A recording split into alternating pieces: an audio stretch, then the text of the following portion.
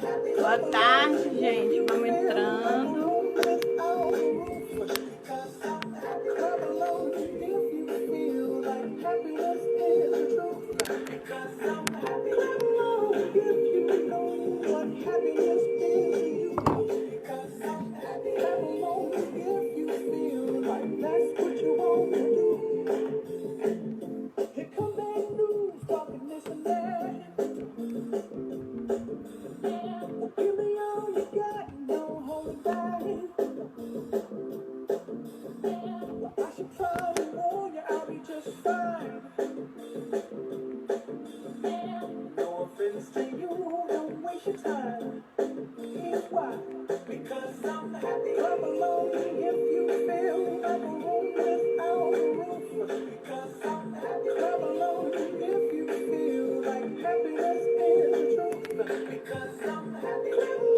Aguardando. Boa tarde a todos. Estou aqui aguardando a professora Rita entrar, né, para chamar ela. Só um momento. Vocês estão me ouvindo bem?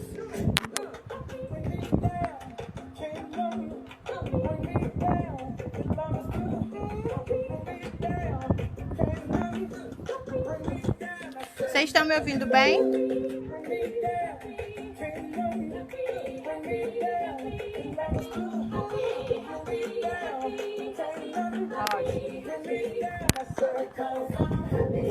Ajeitar, né, que eu te leio. Deixa eu ver se ela já entrou.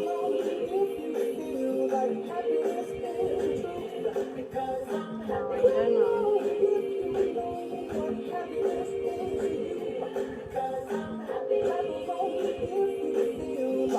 Valeu, obrigada pelo retorno aí do áudio.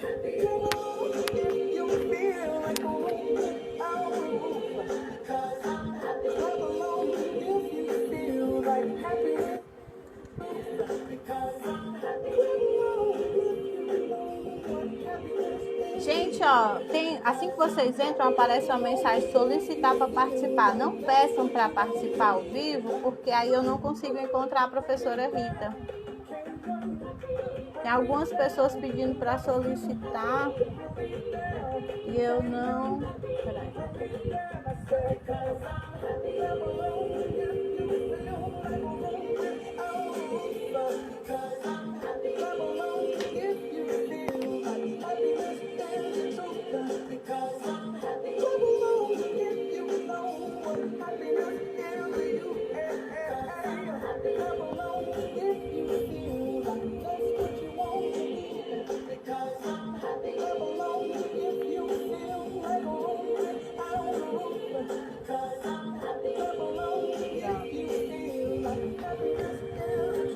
Eu espero que o reflexo do computador não atrapalhe um pouco, né? É porque eu vou precisar ficar acompanhando aqui o grupo e falando com a professora. Alguém viu se ela já entrou? Que eu não estou conseguindo achá-la aqui.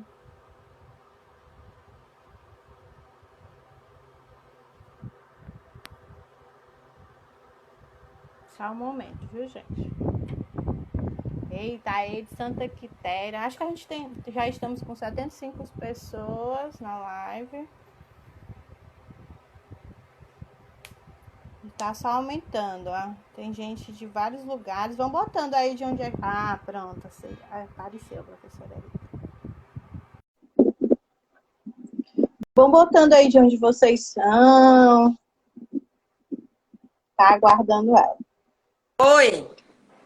Pronto, deu certo, professor? Boa tarde, tudo bem com vocês? Tu tá ouvindo bem? Eu tô ouvindo bem, vocês também? Sim, tá ótimo. Tá, eu vou até aproximar um pouquinho mais o celular para ficar mais claro, mais assim, mais claro. Tá tudo tranquilo assim, dá para vocês ouvirem? Tá ótimo, tá ótimo. Que bom, então.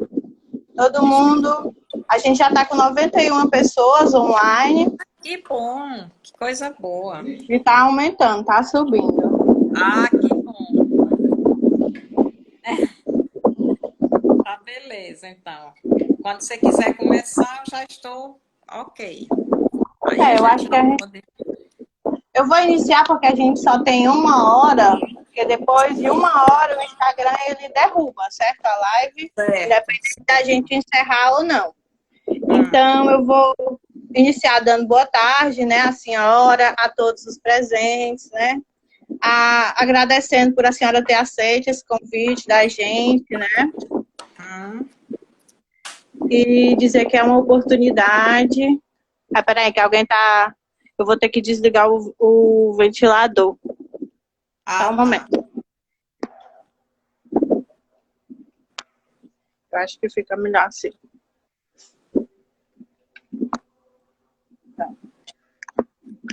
Então, eu quero agradecer por a senhora ter aceito o nosso convite, participar daqui para discutir um assunto tão urgente, né, que a gente está vivendo agora, no momento. Eu quero avisar que a gente vai ter 1 hora, certo?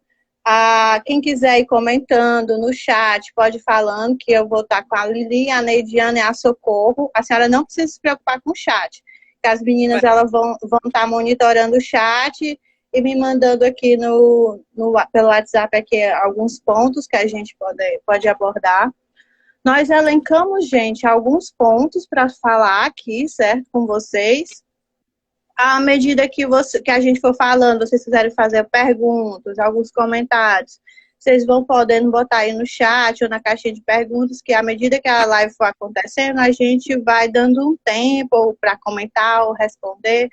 Caso não dê, a gente vai ficar para outra oportunidade, né? Porque eu estou vendo que já estamos com 119, então talvez não dê para responder todo mundo, né? Bom, então, posso falar já, Jamília? Eu queria apresentar a senhora, né? Tá bom.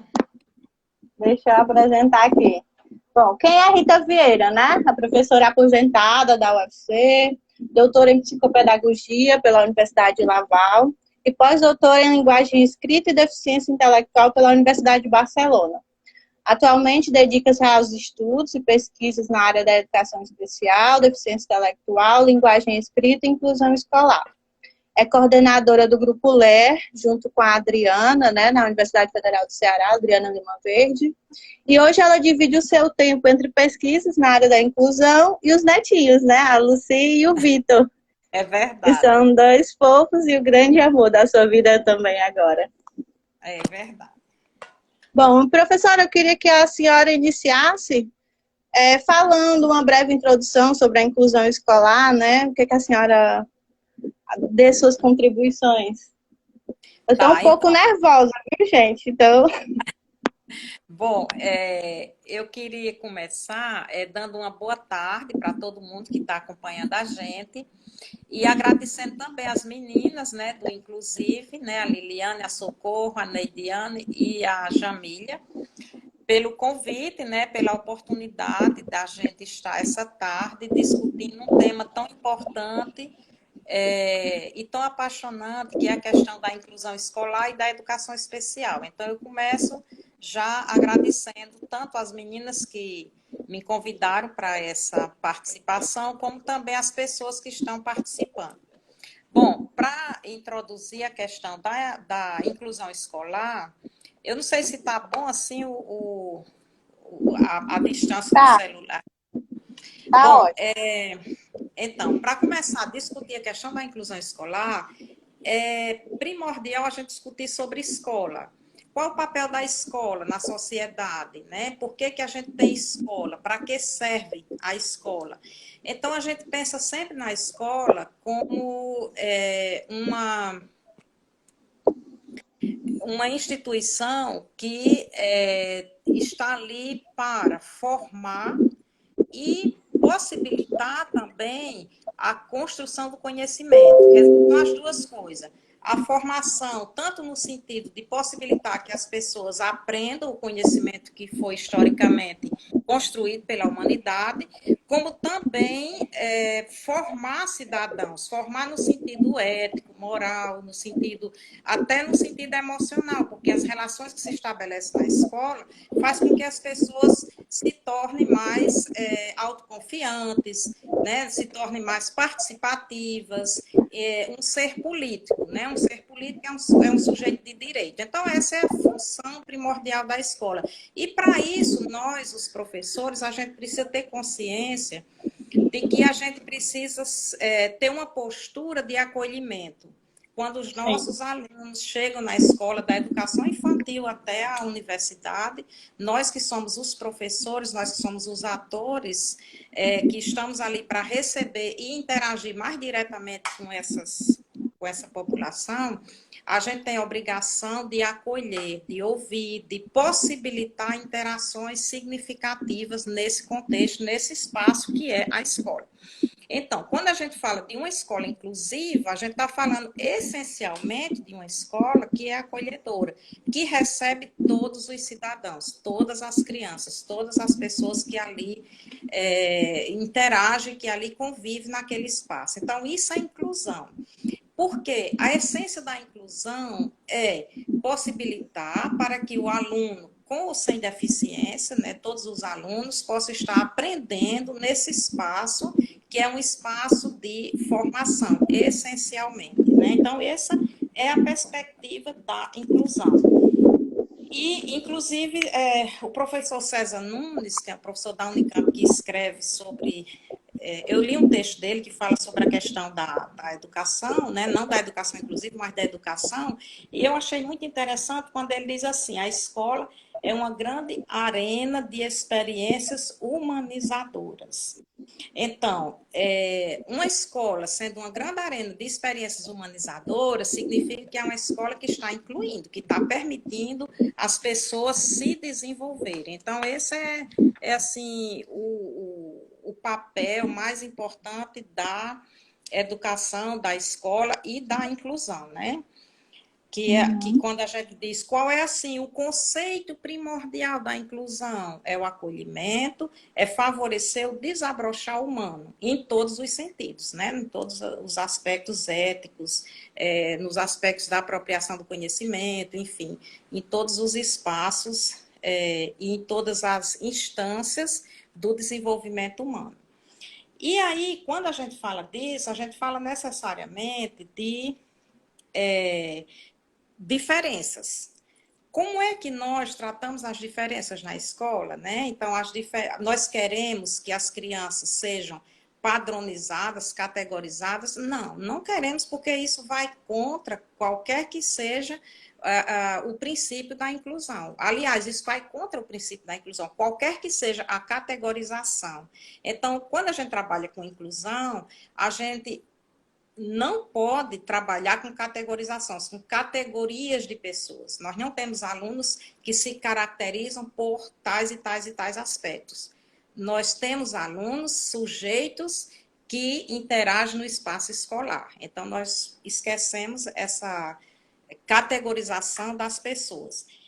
E, necessariamente, quando a gente pensa nos alunos que precisam de um atendimento específico, de um olhar mais, no sentido assim, de um olhar mais profundo, no sentido dos seus processos de aprendizagem, no sentido de que tipo de apoio esse aluno precisa para otimizar o seu processo de aprendizagem, então a gente está falando agora da educação especial. Qual é o papel da educação especial no desenvolvimento das crianças, né? Das crianças que são consideradas público-alvo da educação especial. Então, essa educação especial, ela vem no sentido de, ela se coloca dentro da escola, no sentido de apoiar as práticas pedagógicas, apoiar as políticas educacionais, apoiar os serviços que devem ser realizados, que devem ser oferecidos para que as crianças possam estar convivendo de forma participativa, de forma ativa, nesse processo que é o processo educativo dentro da escola. Quando a gente fala de educação especial, a gente está falando dos serviços, como eu já disse, de apoio à inclusão. Todos os serviços que favorecem o processo de inclusão dos alunos público-alvo da educação especial.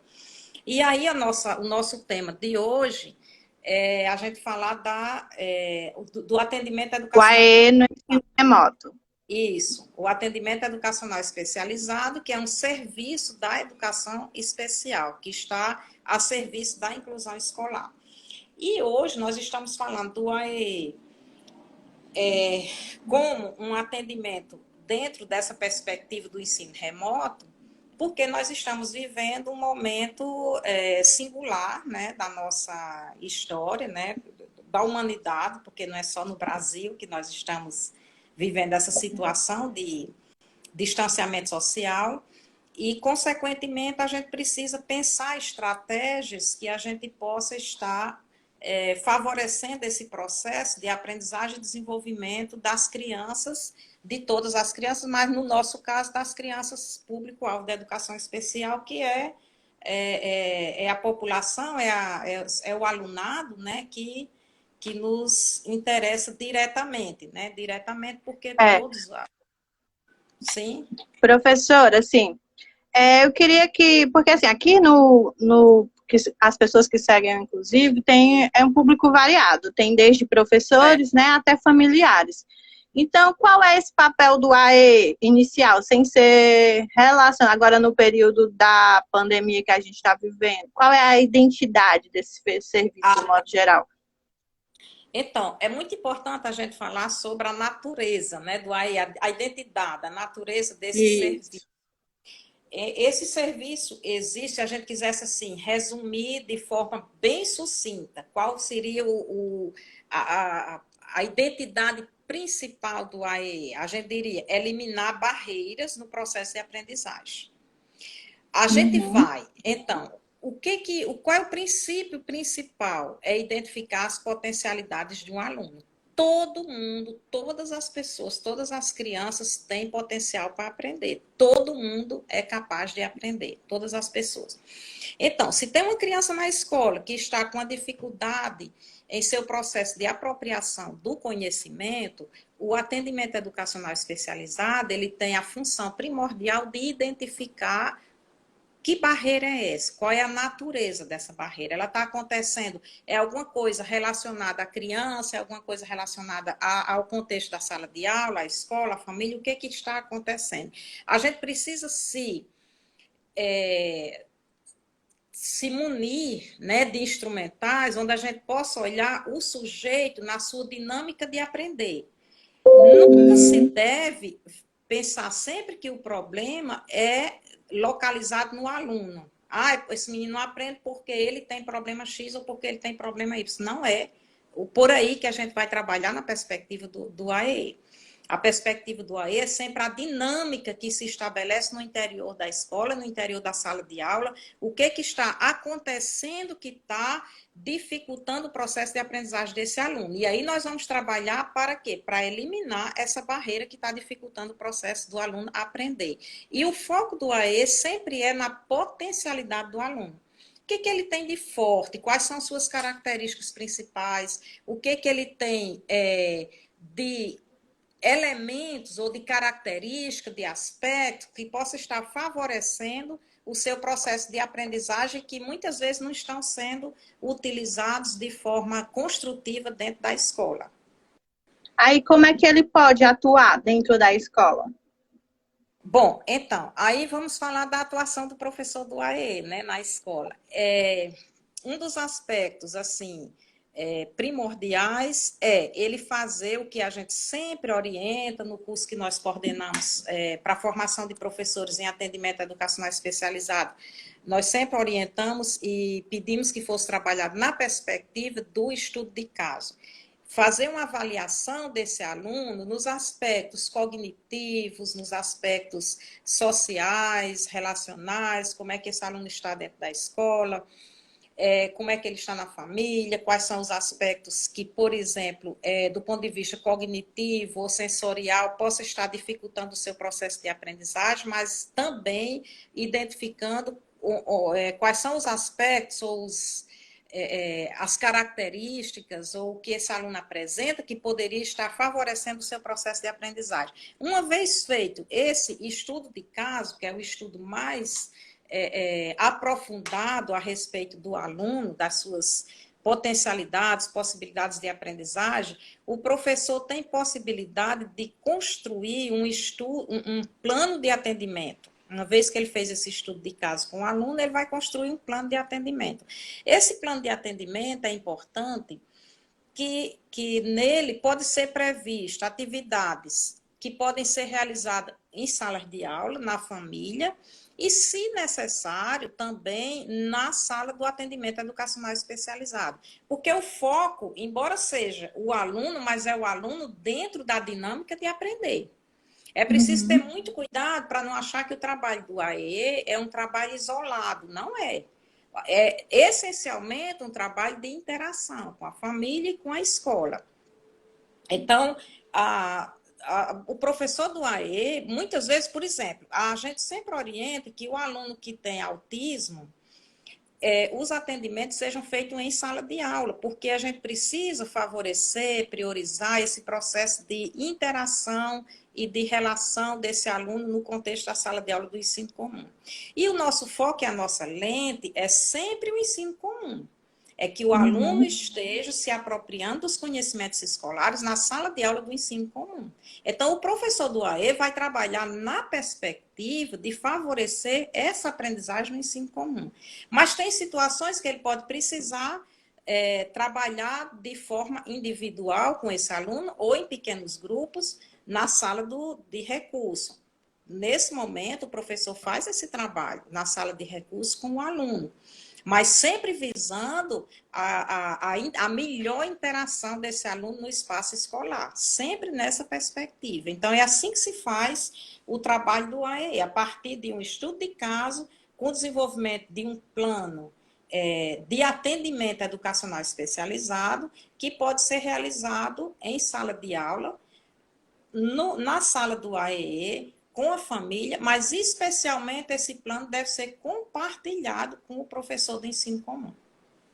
Então, esse profissional ele tem um papel de atuação, né, muito em colaboração, né, com os outros profissionais da escola, gestão, professor de sala de aula comum, né? E como é que se dá essa relação do professor do AE com o professor de sala de aula comum? A senhora pode comentar um pouco para a gente? Posso falar um pouquinho sobre isso? Então, a gente sabe que a natureza da intervenção do professor do AE é distinta, né, da natureza do ensino comum. O professor do ensino comum, ele é responsável pela escolarização do aluno. Todo o processo de escolarização é de responsabilidade do professor do ensino comum.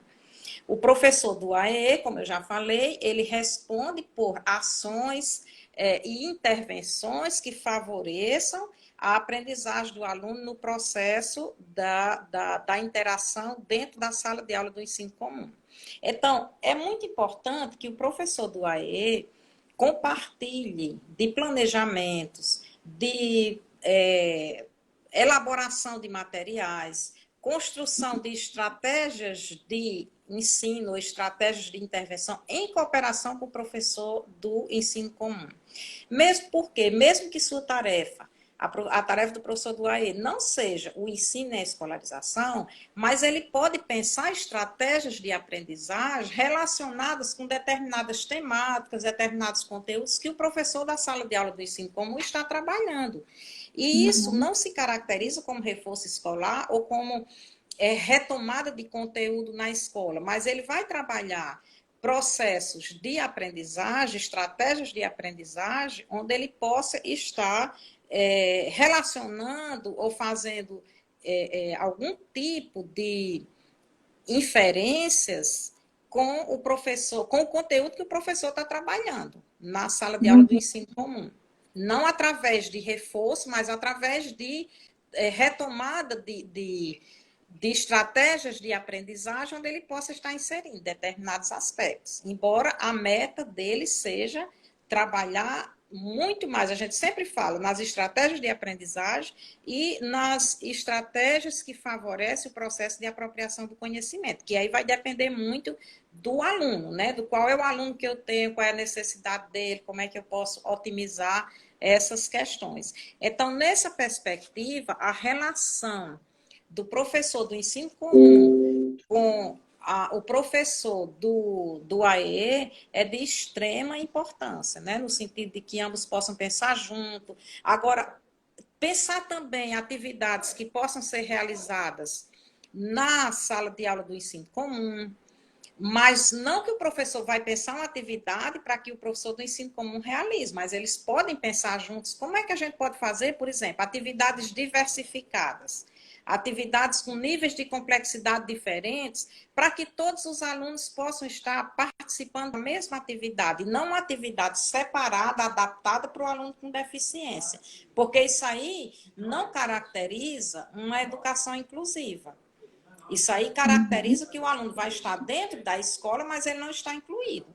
Então, não se pode pensar uma atividade distinta para o aluno com deficiência. Agora, se pode pensar, por exemplo, nós vamos trabalhar uma interpretação de um texto. Como é que as crianças podem fazer isso de forma colaborativa, em dupla, em trio, com níveis de complexidade diferentes? Pode sim, dependendo do grupo. Se eu tenho alunos que, por exemplo, se estão em processo de alfabetização, que eu tenho na turma, eu posso ter alunos que já estão no nível alfabético, eu posso ter outros que estão no nível silábico e outros estão no pré-silábico. Eu posso propor atividades dentro desses diferentes níveis evolutivos e que todos os alunos participem, embora seja a mesma atividade, seja uma atividade de interpretação de texto, mas com níveis de complexidade diferentes. É nesse foco que a gente pensa o trabalho do professor do AE, quando ele consegue fazer esse planejamento, essa intervenção junto com o professor do ensino comum. Certo. Quando a gente nessa perspectiva do AE, da inclusão, a gente está pensando necessariamente em transformação de práticas pedagógicas. Porque se a gente ficar sempre preso àquela prática pedagógica, que é um ensino de tamanho único, para pessoas diferentes, porque na sala de aula as pessoas se diferenciam, então é muito difícil promover um processo de inclusão se a gente não pensar na transformação da escola, na transformação do ensino. Eu acho que um dos ganhos mais importantes da inclusão é essa alavanca, né, que puxa a escola para se transformar. Porque quando se diz, o menino não está aprendendo, mas quem é que não está aprendendo? É só o menino com síndrome de Down ou tem outros que também não estão aprendendo? Por que eles não estão aprendendo? O que a gente tem que fazer para que todos aprendam? Então, é alavancar esse processo de transformação da escola, que faz muitos anos que a gente fala nisso, mas é preciso que a gente tome realmente essa coragem, nós educadores, de mudar e de transformar esse processo educativo e de transformar essa escola. De ressignificar essas práticas, principalmente, né? Isso, Professora, eu estou aqui acompanhando aqui que as meninas estão me mandando e a gente elencou alguns pontos, né, sobre o que a gente iria falar aqui. Mas eu estou vendo muita demanda aqui de perguntas para falar sobre o AE nesse tempo de pandemia. Eu acho que é o assunto assim que as pessoas mais querem ouvir. Então, já que a gente já contextualizou o que é o ensino inclusivo, o papel do professor do AE, né, dentro desse tipo de ensino, como é que a senhora vê que esse serviço possa ser ofertado, né? Como é que ele pode ser caracterizado agora nesse momento que a gente está vivenciando? Eu acho que ele precisa se caracterizar mantendo a sua natureza, né? Que é uma natureza distinta do ensino comum. Esse é um aspecto primordial, mas que o professor do AE, para que ele possa atuar junto às famílias, porque nesse momento, ele, dependendo da escola, da proximidade, ele também pode manter um contato, uma relação com o professor do ensino comum no sentido de interagir, de cooperar sobre o que o professor do ensino comum está trabalhando com seus alunos, para ele eles tentarem fazer uma aproximação em termos de intervenção.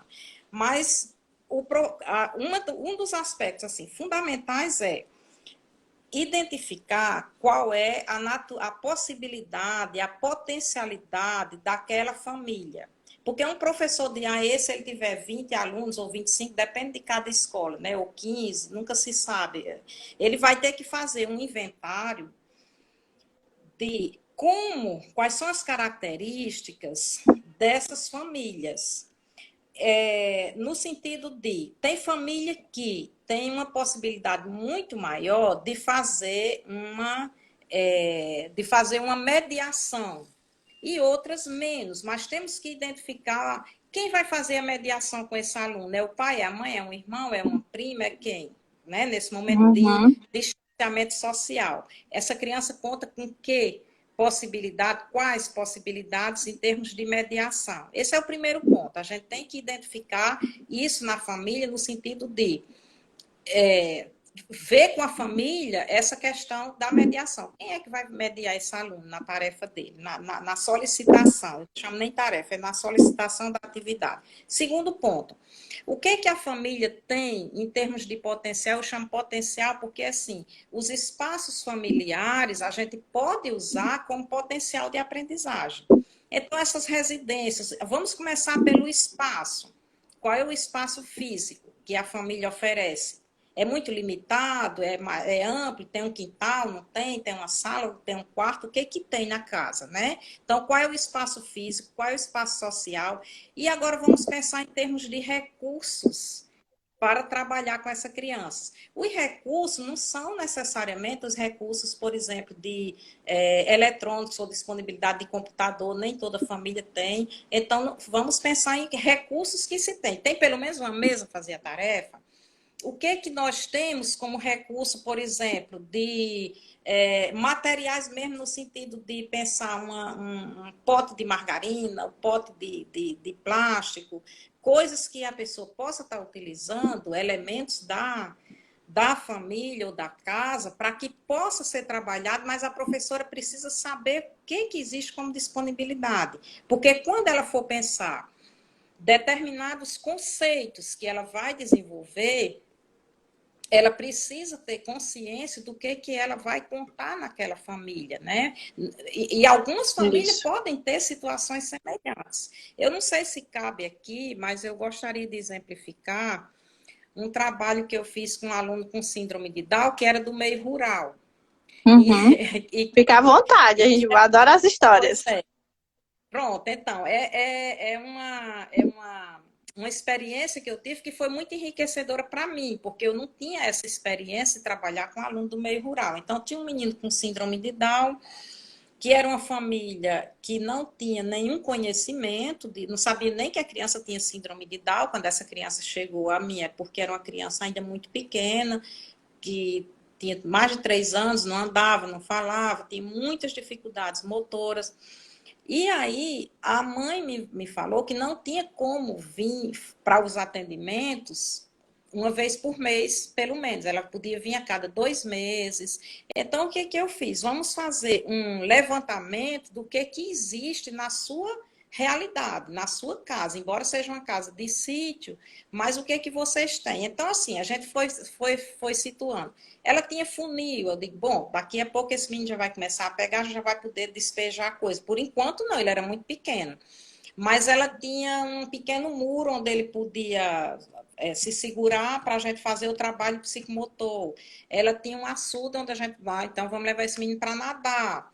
Vamos fazer várias atividades usando grãos de feijão, grãos de milho, coisas que tinha lá no sítio, que a gente pôde elencar, nós fomos utilizando para trabalhar atividades psicomotoras. E à medida que ele foi dominando, ele começou a andar, ele foi começando a falar, nós fomos trocando, né, ampliando, sofisticando mais as solicitações, complexificando, eu diria, fazendo solicitações mais complexas. Aí ele ia ter que despejar água num vidro, botando dentro do funil para trabalhar mais essa questão da coordenação motora, fazer comparações entre onde é que tem mais. Então, a gente orientava sempre, quando você for tirar o leite, bota o leite em 2 vasilhas, pergunta para ele, onde é que tem mais leite? Tem nessa, compara, bota num copo, pede para ele medir. Então, fomos trabalhando noções de quantidade, classificação, né? Então, ele começou a separar, por exemplo, espigas com milho e as vagens com o feijão. Onde é que quem é maior, quem é menor, onde é que tem mais, onde é que tem menos. A partir do contexto dele, nós fomos trabalhando todas as questões de quantidade, de seriação, de inclusão de classe.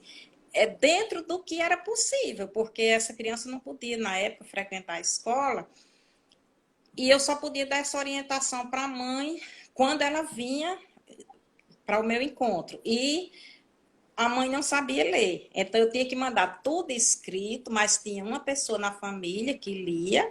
Eu E já aí ia essa pessoa... perguntar, porque eu estou em ensino remoto agora, né, com os meus alunos, estou na educação infantil. E eu vejo muito que essas orientações, né, dos familiares, como orientar os familiares, é muito mais importante do que mesmo a questão da atividade, da vivência em si, porque vai fazer com que a vivência seja mais significativa, né? A mediação, que a senhora tanto falou aí, a forma como o profissional não, a pessoa, o familiar, irá fazer a vivência com a criança, porque tem toda uma forma de explorar, todo um jeito, pergunta, de uma forma que não faça a criança investigar aquele contexto, né, e não apenas validando respostas. Exatamente. Então, nessa perspectiva, nessa época, faz muitos anos, a gente não tinha o celular, nem o WhatsApp para estar mandando mensagem.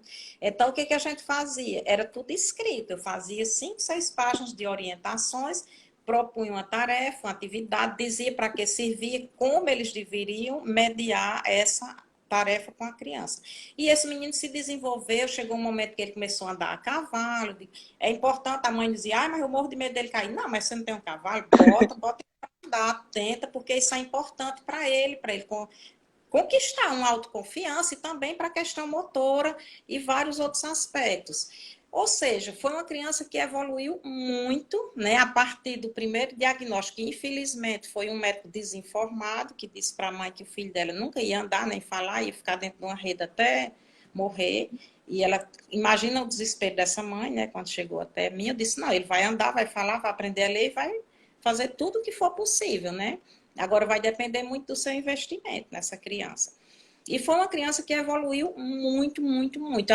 Eu estou dando exemplo para que a gente possa ver que uma criança no meio rural se beneficiou enormemente de tudo que era possível a gente utilizar como recurso. Depois a própria mãe foi trazendo, mas será que eu posso usar isso? Será que trazendo elementos, né, do meio dela que eu não conhecia, ela foi trazendo e a gente ia discutindo no que dizia, para que servia, como ela poderia usar. Então, sempre, falando agora da realidade hoje, o que nós precisamos fazer? Identificar quais são as potencialidades da família, o que a gente pode trabalhar. Por exemplo, eu quero trabalhar a noção de quantidade. O que você tem em casa? Tem banana, tem laranja, tem o que de fruta? Goiaba, vamos comparar quantas laranjas tem, quantas bananas, onde é que tem mais, onde é que tem menos. A criança pode dizer, tem mais banana do que laranja. Então, vamos fazer uma correspondência bionífica. Para cada laranja, você bota uma banana. Tá igual, tá diferente, porque a gente pode trabalhar o distanciamento, né, para que ela aprenda a questão da comparação com precisão, né? Então, inicialmente a criança ela vai analisar aquilo que Piaget diz, ela não tem ainda internalizado essa noção de quantidade, mas ela vai analisar pelo visual. Eu estou vendo mais banana do que laranja. Mas será que se a gente fizer uma correspondência bionífica, vai sobrar banana, vai sobrar laranja, está igual, está diferente? Ela vai começar a questionar a interpretação da realidade por uma visão inicial. Vai começar a ficar mais atenta a um aspecto que é fundamental no processo de aprendizagem, que é essa questão da observação, da exploração, né? Todo esse aspecto que é importante para a criança aprender, né, o processo de aprendizagem, que passa por essa etapa da comparação, né, para poder ela chegar no processo da internalização do conhecimento. Então, esse é um aspecto extremamente importante quando a gente fala de ensino remoto, né?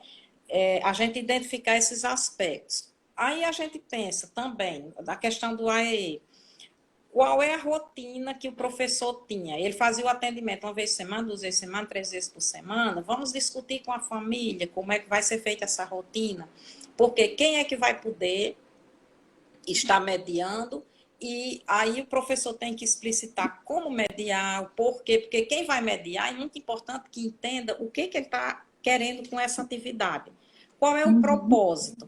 Porque no ensino remoto nós vamos manter o mesmo princípio do ensino presencial. Por exemplo, se eu tenho um aluno na educação infantil e ele precisa do atendimento, porque nem todo aluno precisa do AEE, né? Mas só o fato dele ter uma deficiência intelectual ou uma síndrome de Down, ou, enfim, nem sempre ele precisa. Mas se ele é público-alvo da educação especial e está sendo atendido, então vamos pensar nessa perspectiva. O que eu quero desenvolver com esse aluno? Vamos dizer, aspecto motor, aspecto de linguagem. A criança com deficiência intelectual, até a adolescência, às vezes até depois, a gente precisa trabalhar muito o aspecto da linguagem com ela. E no ensino remoto, nós vamos manter esse mesmo foco, né? O que o aluno, quais são as conceitualizações, quais são as habilidades que eu estou focando agora para desenvolver, e como eu posso desenvolver isso? Aí precisa esclarecer para a família que nesse momento, é isso que a gente está trabalhando, e para chegar a isso, eu não quero respostas. Eu quero que a criança interaja no sentido de, eu não quero que uma pergunta e uma resposta, eu quero um diálogo, uma construção. A gente precisa desequilibrar a criança, levar a criança a pensar, construir suas respostas, porque o importante é esse processo de construção, né? Então, é nesse sentido que a gente pensa as atividades, pensando também, como é que eu vou pedir o retorno? É só uma foto, a mãe bater uma foto do que fez na atividade e acabou? Ou eu vou pedir para ela dar um retorno no sentido, como é que foi a motivação? Como é que foi a participação dele? Porque não me interessa a resposta. Aqui a gente está falando de resposta certa ou errada, né? Mas é do processo de interação, de como foi o desafio. Esse aluno participou, ele se implicou, ele esteve presente nesse desafio que a atividade propõe. É nessa perspectiva que a gente tem que pensar no retorno. Qual é o retorno que a gente vai pedir? Porque eu acho que, eu não tenho essa experiência de ensino remoto, porque eu nunca vivi isso, né? Mas, assim, a não ser essa experiência que eu fiz com um menino que tinha síndrome de Down e que estava num sítio, mas aí era diferente, porque a mãe vinha, me encontrava, trazia. Eu penso assim, que criar um grupo de discussão com os pais, fazendo agrupamentos, porque se o professor do AE ele pode ter alunos de diferentes processos de aprendizagem, né? De diferentes desafios. Diferentes etapas e diferentes desafios. Então, ele pode ver aproximativamente, por exemplo, eu estou trabalhando com esse aluno determinadas conceitualização, determinados aspectos. Ele pode fazer um grupo com aquela família e começar a propor atividades e discutir, olha, por que a gente está fazendo isso? Qual é a importância de fazer isso? Porque o que interessa para nós não é a resposta certa, é o tipo de raciocínio que o aluno está fazendo para dar essa resposta, né? Então, nessa perspectiva, é que a gente tem que pensar como obter esse retorno da família, e um grupo de discussão, muitas vezes, é extremamente rico, porque a gente estaria capacitando essas famílias para uma interação, para uma mediação mais, eu diria assim... Eficaz, né? Eficaz, né? Mais efetiva, o eficiente com os seus filhos. Eu acredito que, à medida que os pais se disponibilizam para fazer essa mediação, a gente está fazendo dando a esses pais uma possibilidade de uma formação bastante efetiva, né? Até porque um é a extensão do outro, né? A escola ou a criança, ela vai para casa, então ela também tem que ser trabalhada em casa, assim também como ela é trabalhada na escola, né? Então, quando eu meio que oriento, dou orientações que podem mais efetivas para os pais, esse aluno só está contribuindo para a questão da aprendizagem dele, né? Exatamente. Do desenvolvimento. Nesse aspecto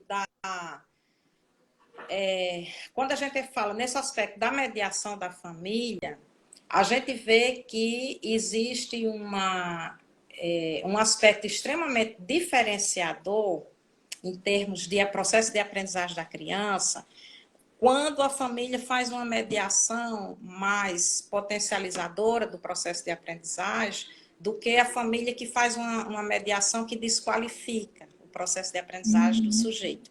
Eu quero só mostrar para vocês rapidamente esse livro aqui que a Roberta e eu nós escrevemos.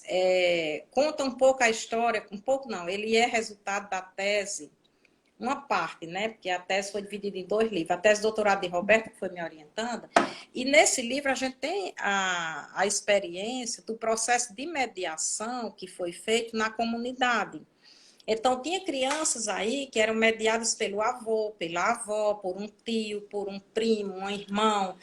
Claro, a gente não estava num período como agora, de pandemia, onde as crianças podiam circular livremente e recebia em casa o avô, a tia, enfim. Mas a gente trabalhou com 34 crianças que estavam todas em processo de muita dificuldade de aprendizagem, leitura e da escrita, e elas foram extremamente beneficiadas por esse processo de mediação, mas nós, durante a pesquisa, tivemos que fazer uma capacitação desses mediadores, trabalhando com eles no sentido de como fazer uma mediação eficiente. Então, isso foi assim um processo extremamente enriquecedor para a família e para as crianças, né? Professora, sim, pode falar. A gente tem 15 minutos. Eu queria já passa rápido, passa muito rápido as coisas, o tempo voa. Aí eu tenho aqui, eu queria dizer para a senhora que a Geandra, a Geni, a Silvia, a Mazé, né, estão aqui no chat, a Cláudia Valéria também. Todos estão mandando muitas mensagens para a senhora, dizendo que lhe adoram, que você é competência no assunto. Ai, que e eu tenho aqui algumas perguntas, então acho que a gente pode voltar para essas perguntas, né, um pouco mais, e depois a gente fechar, porque não vai dar tempo falar tudo, né? Eu ainda queria falar, alguém pediu para botar de novo o nome do livro. Eu queria ainda falar sobre a questão da intervenção, mas tudo bem, faça as perguntas, aí eu quero retomar com a questão da intervenção ainda. Mas pode perguntar. O povo está dizendo aqui que se terminar antes, dá para continuar em outra live de novo. Para continuar, iniciar outra. Mas eu acho melhor, fale um pouco das intervenções, porque talvez contemple alguma pergunta que já tem aqui, né? Tá, então, eu vou tentar, porque eu tinha mais ou menos planejado de falar alguns aspectos que eu sei que para os professores do AE são de fundamentais importância. Tipo assim, os tipos de mediação que normalmente o tipo de intervenção que o professor do AE precisa fazer, que é extremamente importante, principalmente quando a gente trabalha com alunos com deficiência intelectual ou alunos com autismo. Eu coloco essas duas demandas porque geralmente é onde a gente apresenta tem mais dificuldade para que a gente possa estar trabalhando os conceitos científicos, né? A apropriação de conceitos científicos. Então, passa por questão de classificação. Vamos trabalhar classificação em termos de cores, tipo de material, tamanho, espessura. Dá para fazer isso na família? Dá. É pedir para as mães quais são os hábitos que vocês têm. Algumas famílias arrumam a mesa para almoçar, outras não, vão lá e se servem na panela. Mas quando vai lavar a louça, você pode pedir para a criança classificar o que é de plástico, o que é de metal, o que é de vidro, enfim, quais são o tipo de material. João Roberto está aqui, está dizendo que o pai também pode ajudar. Claro, o pai é fundamental que ajude. Então, quais são os tipos de materiais, para que serve, né? Agrupamentos com a própria louça. Isso aqui é que a gente usa no café da manhã, isso aqui a gente usa para almoçar, isso aqui a gente usa para cozinhar. Então, fazendo agrupamentos, a gente está trabalhando classificações. A gente pode trabalhar também as classificações a partir da roupa. Quando a gente vai lavar roupa, como é que a gente pode separar roupa de malha, roupa de algodão, por cores? enfim, vários critérios que a gente pode sugerir para a família, porque isso é muito difícil uma mãe pensar nisso, um pai pensar nisso. Mas a gente pode sugerir, vamos trabalhar a classificação, dar ideias de algumas atividades que eles possam realizar. Brinquedos, como é que a gente pode classificar os brinquedos, separando, né? Objetos que são de escola, objetos que são de ir para a praia, enfim, fazendo determinadas categorias, né, de elementos. Aí a gente vai trabalhar uma outra noção, que é a noção de quantidade, que isso é extremamente importante para a criança desenvolver esse conhecimento matemático. Então, vamos trabalhar, né, correspondência bionífica com as frutas, com as coisas que a própria comida. Eu tenho mais arroz, eu tenho mais feijão, o que que eu tenho mais? Onde é que cabe mais, né? Você vai guardar o que sobrou, vai guardar num plástico, numa Tupperware. Você acha que aqui cabe essa quantidade para já ir trabalhando essa questão de quantidades, né? Alimentos sólidos, líquidos, frutas, brinquedos, tudo isso possibilita trabalhar a ideia de quantidade. Aí vem uma outra questão, percepção tátil. É extremamente importante para o aluno que tem deficiência intelectual também, para o aluno que tem dificuldades motoras, a gente explorar muito essa percepção tátil. Aí tem várias possibilidades. Eu fazia muito, quando eu trabalhava com criança pequena, uma caixinha que eu chamava caixa surpresa. E dentro dessa caixinha, ele tinha que enfiar a mão e achar um objeto e me dizer o que achou. Então, eu colocava lixa de unha, algodão, coisas ásperas, coisas lisas, coisas com espessuras diferentes, tamanhos diferentes. Ele identificava e me dizia, achei tal coisa. Aí tirava, acertou. Então, não era isso. Mas por que você disse que isso era um pedaço de algodão? Porque parecia. Por quê? Qual é a característica do algodão? Então, você já vai trabalhando vários aspectos que são importantes para a criança. E um aspecto também que é fundamental nesse processo de desenvolvimento do raciocínio é a linguagem. Então, a linguagem é um aspecto que dá muito bem para a família trabalhar. Agora, a gente precisa explicar para a mãe.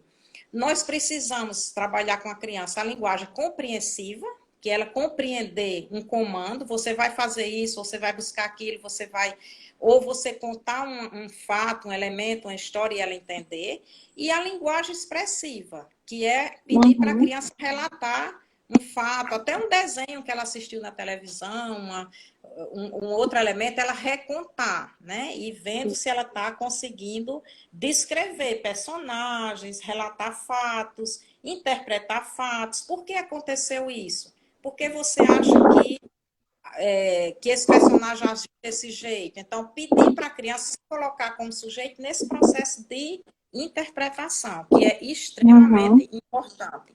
Aí, nesse sentido, a gente tem que pensar, instrumentalizar as famílias, no sentido de, sempre que for fazer uma atividade, pedir para a criança observar.